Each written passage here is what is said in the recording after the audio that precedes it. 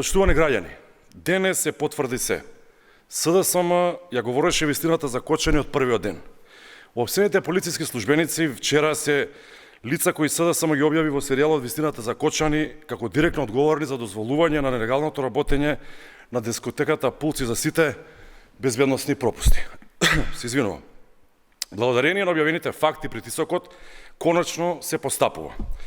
Но не смееме да заборавиме. 4 месеци директорот на Бирото за јавна безбедност Александар Јанев, министерот Панче Тошковски, целиот врв на ВМРО ДПМН се обидуваа да ја прикријат одговорноста. Наместо итно да постапат, тие бранеа и криеа своји функционери, ја лажеа јавност и вршеа притисоци врз обвинителството за да не постапува против нивните кадри, кои докажано директно се одговорни за пожарот во кој изгореа 62 деца.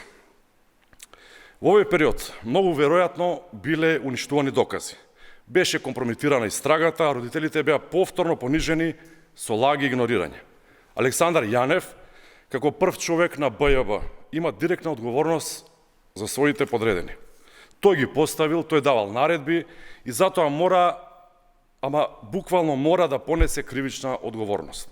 Истото важи за Панче Тошковски, кој целиот период ја штитеше структурата во полицијата и тврдеше дека нема вина. Христијан Мицковски пак со недели ја користеше трагедијата за политички напади, обвинувајќи ги сите, освен оние што ги поставил тој лично на функција. Ги лажеше родителите, ја манипулираше јавноста и се обидуваше цело време да ја задуши вистината.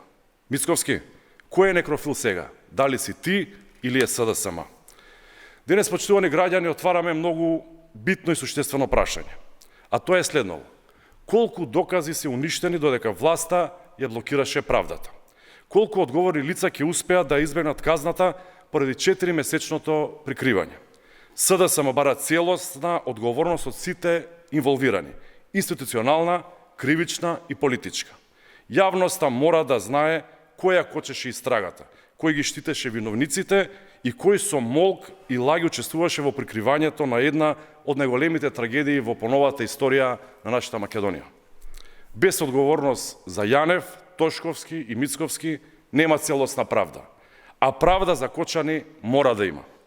За крај, Социјалдемократски сојуз на Македонија уште еднаш ја поздравува акцијата на обвинителството за гонење на организиран криминал и корупција, во која конечно се лишени од слобода полициски службеници кои биле на должност за време на трагедијата во Кочани. И благодарам.